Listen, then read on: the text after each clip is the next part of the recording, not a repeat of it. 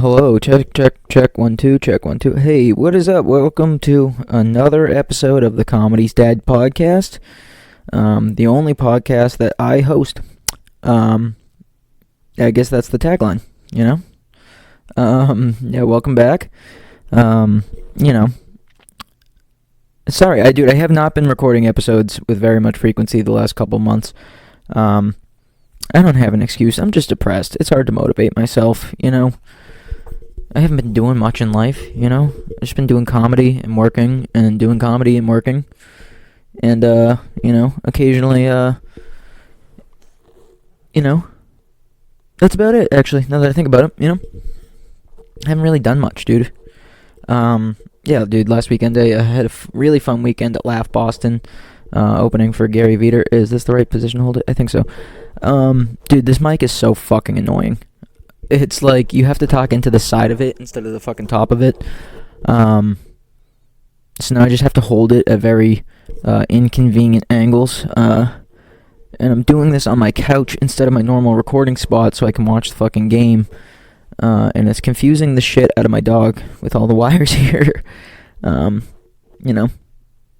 She's, you know when you're hanging out with your dog and that you're doing something that kind of makes them nervous and weirded out, but they they're dogs, so they just get excited for no fucking reason about it, because they're just excited that something that they've never seen before has happened, because most of the time they just spend lying down playing with toys and going outside to shit, so they're just like, holy shit, there's a bunch of black snakes crawling all around the couch while I sit down. Isn't this fucking amazing?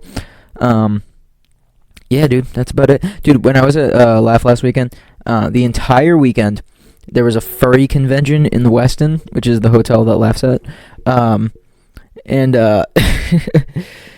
Dude, it was fucking crazy. It's like a fucking hair in my mouth. Dude, it was fucking crazy. I was like, here's the thing. It's like you want to make fun of them mercilessly, right? Of course you do. But then you like I wish I had something that made me that happy, you know? Like, I wonder how... there's nothing in life that genuinely fills me with joy the way that dressing up like an anime mascot and getting pulled around on a leash by another person in a mascot costume and communicating mostly with, autistic waves and howls instead of speaking to each other. I wish anything brought me that much joy, you know? It made me feel like I was, really sexually repressed, you know? I mean, I definitely am, but, because, how do you... I don't think I have any kinks, you know? There's nothing, weird that I'd be, embarrassed to tell somebody, but at the same time, I'm no, I need to do this to get off. I don't want to get, insulted. I don't want mean shit to happen to me. I don't really want to do mean shit and be insulting to you. I got nothing, I mean, I'll, hold your hands behind your back and pull your hair or something like that, but, I'm not gonna fucking... Anything else is just, it's a bit overkill, no? You know? Role-playing, I don't want to fucking... This is... I feel stupid, you know? But, dude, these people are just so fucking... They're wearing, BDSM costumes with, a mascot head and a tail. And it's dude, what the fuck is happening right now? But I'm dude, I wish I fucking... How do you even discover that, you know? How do you know... How do you learn that's your thing? I've never looked at fucking Wally the Green Monster and been I need to fuck that. It's never occurred to me that that's an option. You know? My dog is looking at me very concerned right now. Who's a good girl? She can't really understand what I'm saying, but just the fact that I'm talking to myself is definitely alarming to her. You know? Who's a good girl, Cassidy? What are you doing? You okay, buddy? You okay? Sorry, I don't think I'm supposed to talk to my dog on the podcast, but, I got nobody else to talk to here, alright? It's just me by myself for the next, 25 to 40 minutes, you know? I gotta figure out something. Oh, look at that touchdown. Dude, I wanted Commanders, who was the other teams playing? Was it the Bills and the Chiefs? Yeah, I guess Bills. I don't want an AFC team to win. I want fucking Oh, by the way, about the furries. Sorry, I get distracted pretty easily. I got ADHD. You guys could figure that out by now. Dude, I like fucking I was like I was walking through the lobby, right, and I was like just overhearing them. Apparently, the ones that wear the full mascot costumes are called suitors, which is already a word, right? Because isn't that what you used to call like a man trying to court a woman, back in like the 1800s or some shit, not some fucking autistic person dressed like a fucking fox. Dude, it was so weird. It just made me think, right? Because they're having like weird orgies, right? Because this is like, because they assume they don't, First of all, those costumes have to be thousands of fucking dollars. Second of all, like I feel like I feel like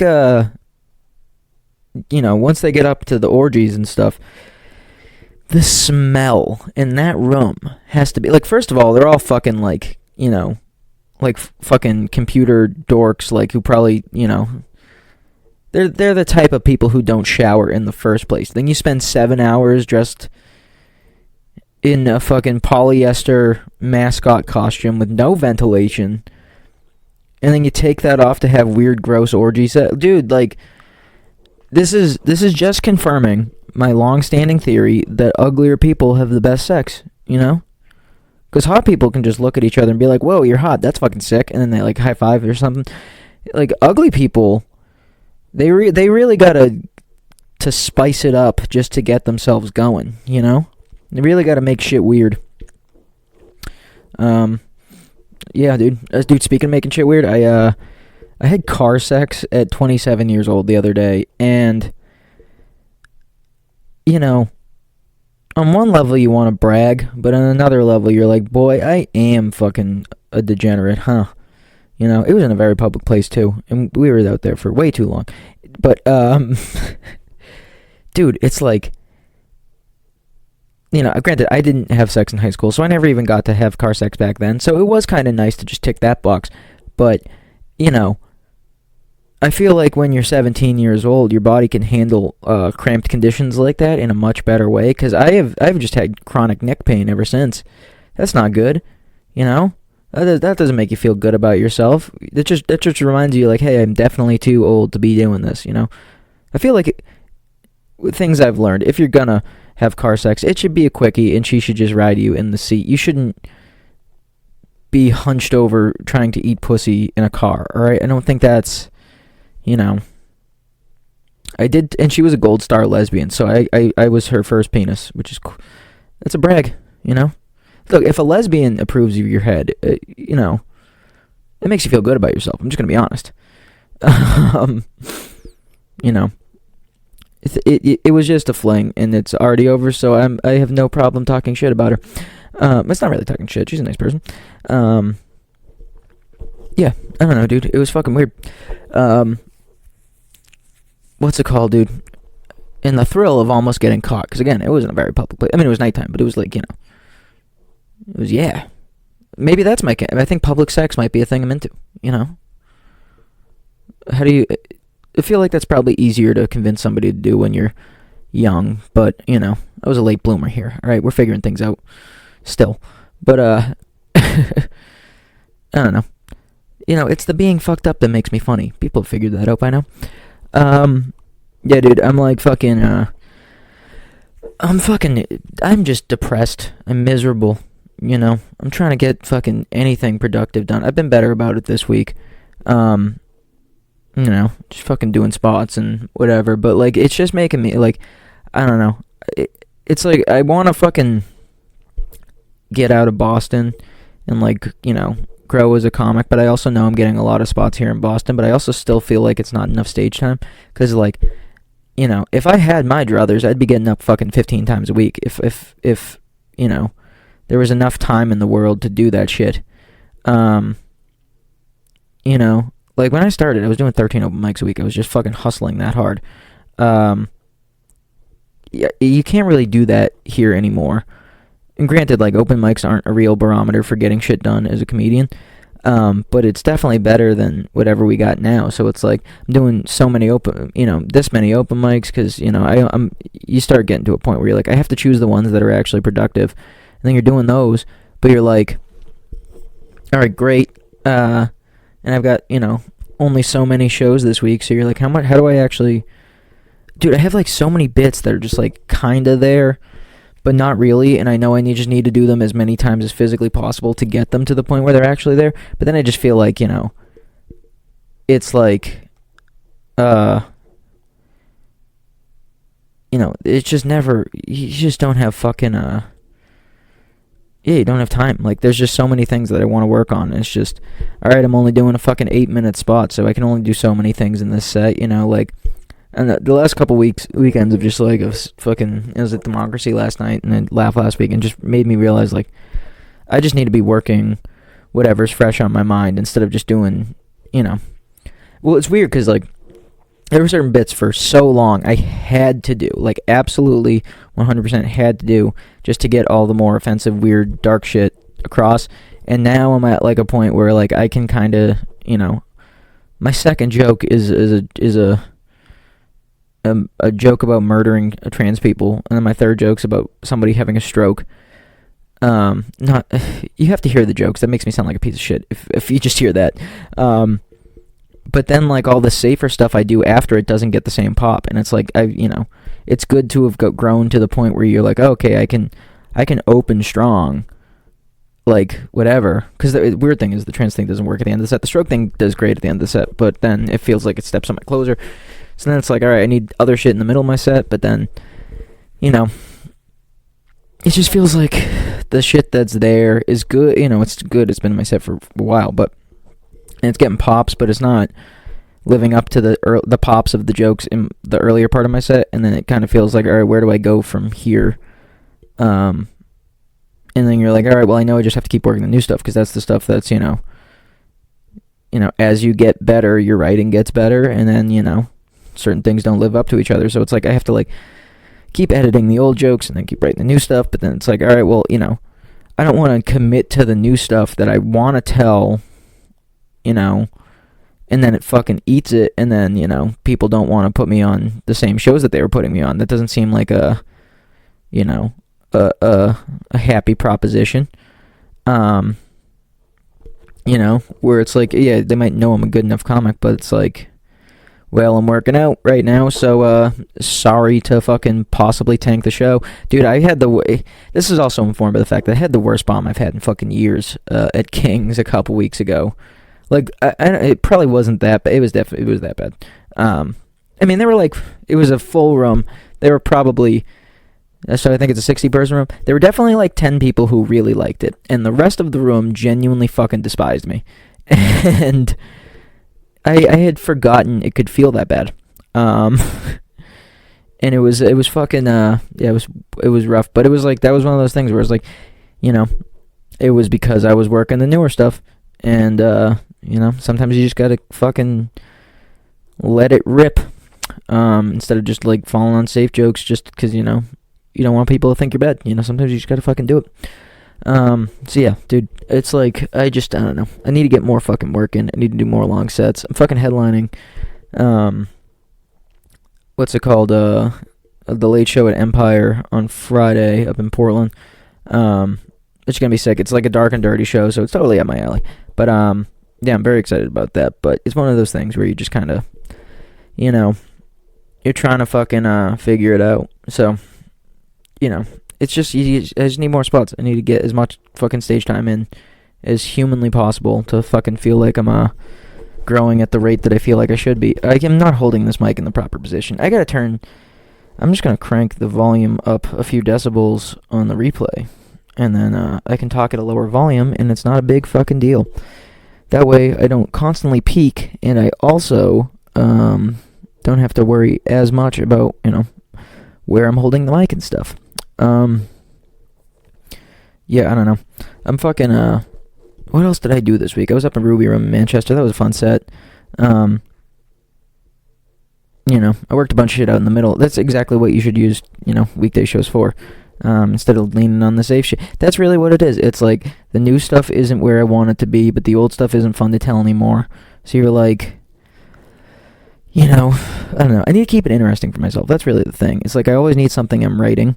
Once I feel like a bit's reached a certain threshold or capacity, I'm just like, I don't want to fucking keep... It's not fun to just kill with old shit. It's not at all.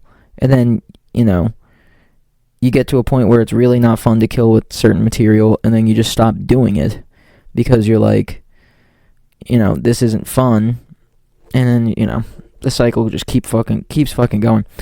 But, yeah, I know. What's going on in the world right now? I'm watching the fucking Eagles-Commanders game right now. It's a 12-point game. I'm really hoping the fucking, the artist formerly known as the Washington Redskins can pull this off. My boy Jaden Daniels getting to the Super Bowl in his rookie season would be literally historic. But it's an LSU guy. I'm always rooting for the boys. Yeah, I don't know. What is the Red Sox? They have been severely disappointing this offseason. Dude, the Dodgers are fucking they've broken the code to baseball. Like, they really need to implement restrict. First of all, with the deferred contracts, I know, it's legal, but dude, like, first, it definitely makes me think, like, how the fuck are the Dodgers going to pay this bill in the future? It seems like they're cashing a bunch of checks they're not going to be able to pay. And then the owners are going to win a couple World Series, be like, oh, well, we had our fun, and then they're going to sell the team, and then just leave that. They're going to be paying some of these guys for, like, 30 fucking years, while still needing to fucking field teams at those times. I don't understand how... granted, I don't get how money works in the first place, so I'm sure, as a franchise, they make a lot of money. That, like, no matter what, they're going to make some money. And these are, like, to own a baseball franchise, you have to be a real business person, so I'm sure it's just a passion project for them. So they're like, all right, as long as we're making money, or even just as long as we're hitting even, this is fine, Like, that's what disappoints me about the Red Sox, is like, no matter what, these guys are making enough fucking money. Just fucking pay the players. Have fun. Who gives a shit? We're all gonna die. They see the Sox as a business to own, and not as, like, a passion thing. They should own a fucking baseball team to enjoy owning a baseball team, and they're already billionaires. Well, how much money do you fucking need? Like, what is where does it end? It's like, if you're already making billions from your real legitimate businesses, not that fucking owning a sports team isn't, like, who cares if you're still making a fucking couple $100 million a year from the baseball team? Like, use that couple $100 million to fucking field a good baseball team, and, guess what? The better the team is, and the more success they have, the more money you're gonna make off of merch and fucking TV and all that other bullshit. Again, I have no idea how business works, so you could get on me if that's the case, but... Sorry, I'm taking a sip of my coffee. But, yeah, I don't fucking know, dude. It's like, it's a lot of bullshit. I don't know. The fucking Pats fired Gerard Mayo after one season. First of all, they should never have fired Belichick in the first place. All right. Who just went to UNC. I'm so excited for that experience. Old Billy Boy in the powdered blue. I'm excited for that. I just want to see Bill Belichick succeed. To rub it in Robert Kraft's face for getting rid of him. Granted, Kraft had a reason to be upset about him getting rid of Tom Brady, but Belichick's thing his whole career is getting rid of players right before their value's up. And the real fucking thing to that is, like, they did not have the salary cap to have the defense that they had when they got rid of Brady, which was the best defense in the NFL in those first couple seasons. They didn't have the money to field that defense and also get him weapons. So he was pissed off because he's like, you're asking me to carry the offense. And Bill's pissed off because he's like, yeah, you're Tom Brady. You can carry the offense. We need a good defense to put around you. So he went to a team that had a bunch of good young players and infinite salary cap because all they had was young players instead of, real veterans. And, being Tom Brady, he just convinced the veterans to sign. And then, that's how you field a contender that way. but that was not going to be an option under Bill Belichick's Patriots. Like, they just didn't. That's not how the team was structured. So it's like it was kind of best for both because we were not going to win in those last couple of years with Tom Brady. You know, we might have had a chance to go deep, but like it would have been a situation like the Rams Super Bowl where it was like, you know, yeah, we eked that out. You know, it wasn't sustainable. So, but that, you know, it just felt like they didn't give Belichick the years because, you know, I think I've probably talked about this before on the podcast, but like between 2009 and 2014, the Patriots had a terrible roster outside of, you know, Tom Brady, a couple offensive linemen, but even then, a lot of those were like recently drafted. You know, they kept Mankins, but everybody else was gone. You know, all the guys from the original dynasty were gone. All the, you know, they had Gerard Mayo, who they got in 2009, and then, they had like the worst secondary in the NFL. They had, you know, Teddy Bruschi retired. Vrabel got traded and retired soon after. You know, they traded Seymour for some draft picks. You know, we didn't have a roster, like a real roster. You know, we started getting good defensive players in the draft in like 2011, 2012.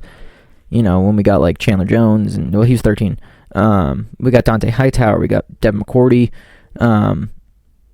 You know, we really struggled to field a fucking competitive team. All we really fucking had to carry us through was Tom Brady. And then we got, you know, Gronk and Hernandez in the draft in 2010. But that was kind of, I mean, we had fucking Wes Welker. You know, that was it. That was the team. It was a decent but not good offensive line. A couple good options for Tom Brady to throw to, and a terrible fucking defense. And we just happened to have the greatest quarterback of all time to carry us to a Super Bowl that we didn't win, but we should have won. And we would have won if Gronk was healthy. But that's all we fucking had. So it's like, you look at that, and you're like, you know, if you have Matt Castle or any fucking non-Tom Brady quarterback captaining those teams, you would be just as bad as we have been under Mac Jones, if not worse, because at least we had an amazing defense under Mac Jones.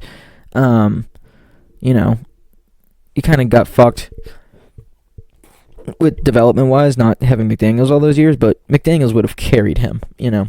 He was not a good quarterback. The fact that we passed up Lamar Jackson for fucking Mac Jones will always kill me, and Belichick does deserve some criticism on that one. And, you know, passing up A.J. Brown and Deebo Samuel for fucking N'Keal Harry and all that sort of shit. But, you know, he needed time to... But, you know, you can't fucking hit on every single draft pick. And also, fucking Kraft made him draft Mac Jones when I'm sure Belichick would have drafted somebody better. But... you know, well, Belichick wanted to bring in Jimmy G, but, yeah, you can't fucking, you can't expect a team to just rebuild in fucking, you know, that short of a time span. Like, look at us now.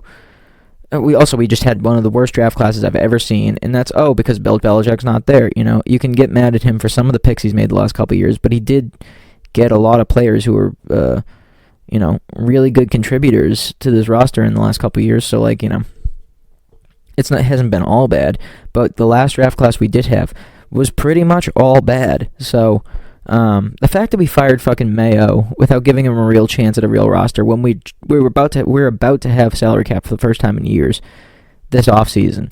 The fact that we fired Gerard Mayo before he has a chance to play with a real roster, and we didn't fire whatever the fucking shitty GM's name.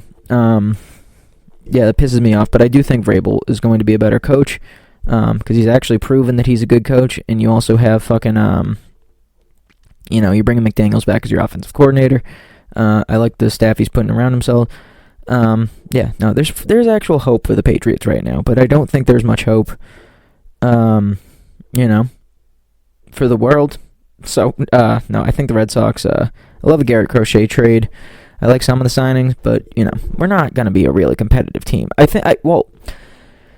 Look, it's like, on the one hand, I understand we have the cap, we have the money, we should pay some players. I do understand where it's like, all right, but we're going to pay all these players, and then we have all these prospects who are going to come up next year, and then we're just going to have to trade those new players we just signed, because we need them to play, you know, we need somewhere for Marcelo Mayer to play, we need somewhere for for Roman Anthony to play, you need somewhere for Christian Campbell to play. It bums me out that we traded Kyle Teal, like, a lot, Um, especially when it's like by trading Kyle Teal, you're choosing him. You're choosing Connor Wong over him, and Connor Wong is maybe the worst defensive catcher in baseball, so that sucks. But getting Garrett Crochet is kind of worth it because we really need a real ace, and that guy's a fucking stud. So it's like, I think you let the prospects come up. You sign some free agents next year. Maybe Vladdy Jr. Put him at DH and just fucking have him hit bombs. That'd be sick. Yeah, but I don't know. My fucking C's are slumping. It's frustrating watching them. I mean, Jason Tatum's shot's not falling right now. Derek White's looking awful right now. I feel like they just kind of have that thing where they've been too successful the last year, where it's like they're almost like bored. They're not engaged. It's like they just expect themselves to be successful. And whatever. I'm fucking not answering that right now. Yeah, dude, it's like they're so it's like the expectation is like, hey, we're this good of a team. Once we get to the playoffs, we'll be fine. But it's like, nah, you gotta have that dog in you 24/7. Like they need like a psycho in the locker room. They need. I think the Celtics should just hire KG to bully the shit out of these guys. That's why they were successful under Ime Udoka. I know they didn't win the title. That was because of inexperience, but I mean, Ime's value as a coach was just calling them pussies, and they were like, "Yeah, we are being pussies. Let's go win a basketball game." Yeah, dude, I don't fucking know. What else is going on? There's politics, whatever. I don't really feel like continuing getting into this. I've made my points known. I disagree with pretty much everything that's going on right now. I do like that we're gonna. I mean, they said they're going to declassify all these files, but they're all going to be redacted by the CIA. Nothing. It's all fucking performative. Yeah, they're going to be like, let's put out the JFK files, and then it's just going to be all black marks, and it's like, great, we're not even learning anything. There's a great New Yorker article on the JFK assassinations last year about this guy was a CIA agent. He was running this basically false flag communist group run by the CIA out of New Orleans, and guess what? Lee Harvey Oswald was a member of that. But Lee Harvey Oswald, while being a member of that, definitely not a CIA asset because they let him go to Russia and then back, and he was a member of that group while he was in New Orleans, but he was also a member of an anti-communist group in New Orleans. And this guy pops up pretty much everywhere Oswald goes. He's basically his fucking handler, right? It's under a different name, which is why people couldn't figure out who he was for so long. But it turns out it was actually the member of the CIA who sat on the Warren Commission. So this guy I think he was also involved with like the Jack Ruby thing. And then Jack Ruby never showed any signs of mental illness in his life, but then he gets interviewed by this guy, who's the head of the UCLA psychology department and was also the CIA's main contact about MK Ultra. He interviews this guy in jail, and then he lost his mind. Nothing weird about that, but yeah, it was fucking fascinating to see. Like, this is. I mean, we have no definitive answer on what any of this stuff is, but it's very clear that the CIA was involved. So you think they're going to declassify and Trump even said that he tried to declassify the files before, and Mike Pompeo, who was the former head of the CIA, who was the Secretary of State, told him not to do it. So I think it's all a bunch of fucking performative bullshit. And not only that, dude, it's fucking ridiculous. Did you see the Secret Service got sent to a Chicago school to try to apprehend an 11-year-old child for posting an anti-Trump video? 11 years old, You really gonna tell me that kid is a fucking threat to national security? They're going to start using Secret Service as the SS. Also, they're trying to end birthright citizenship, which is in the Constitution, but you cannot amend the Constitution via executive order. And I know the Supreme Court is basically all stacked in his favor, and they're probably going to also ignore this Constitution to uphold whatever he says. But I mean, it's very clearly illegal. Like, very, very, very clearly, you cannot disobey the Constitution to fit your own political motives. I'm losing my mind right now, dude. It's like, all these people who say they're for free speech are okay with Trump trying to censor 11-year-olds for speaking against him. You know? They say, like, oh, you know, Facebook is anti-free speech, even though they're a private business for censoring whatever I say, which I do disagree with, by the way. But, you know, Facebook, or Meta, they just said that, like, they're not going to censor nearly as much political speech, which is funny because they're still censoring anything that's about wealth inequality or, you know, they're still censoring anything that's about, you know, speaking out against fucking oligarchy and speaking out against fucking, you know, certain types of wars and whatever, man. Like, but, you know, these people are silent on that, you know. Everything is censorship when it comes to me, but when it comes to you, it's like, well, we're promoting freedom and patriotism. You don't understand. Like, I'm losing my mind, dude. I'm trying to not check social media nearly as much because it's just like I will spend all my fucking time. I would go off the deep end if I didn't start fucking keeping myself in check. That's really what the thing is, man. Like, I don't know. Let's see. Fuck, I can't fucking do that. I was hoping to hop on a show tonight, but I think I'm not going to be doing that, so I'm probably gonna go hang out at the Comedy Studio. Yeah, I don't know, man. I'm like, fucking, yeah. It was dog sitting all weekend. I'm tired, dude. Fucking thing kept waking me up all fucking morning, every day. And, like, you know, my sleep schedule is just not on wake up at 6 in the morning to take care of an animal, you know, o'clock. So then he's, you know, he wants to get up, and luckily my family's up with the other dog, so I let him out, but then he, like, is kind of afraid of them and all over me, so he's just fucking trying to get back into my room to, like, wake me up so I can go play with him all day. You know, which I get why he was doing it, but, like, come on, dude, because the more you wake me up, the more I'm gonna sleep in, because I'm just trying to fucking get some rest. You know, I don't know, I need to just get away and reset myself. It's a little too much lately, you know. I had a light month last month with comedy, which is good and bad, you know. Because you figure, oh, you're going to use that to take some time off and rest. It's like, no, I'm going to use it to show up to shows and try to get guest spots because I need to get the work in. Nothing's ever good enough for me, alright? Am I ever going to be happy? I don't know. Yeah. Let's see. What else do I have to talk about? Is there anything?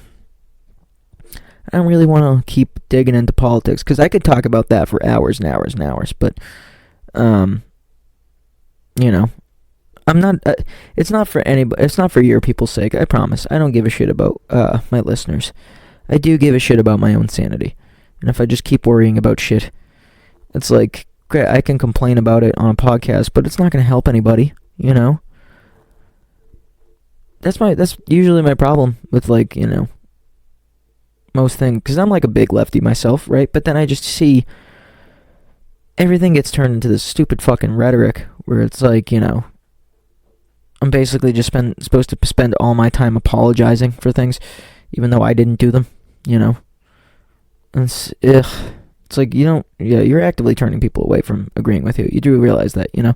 If you just villainize anybody who isn't, you know, whatever, it's fucking, we're all going down, guys, alright? The empire's crumbling, okay? What I need to do is figure out a way to monetize it as a comedian, alright? That's the goal here, okay? Is to I just be the person who makes fun of it all going down, right?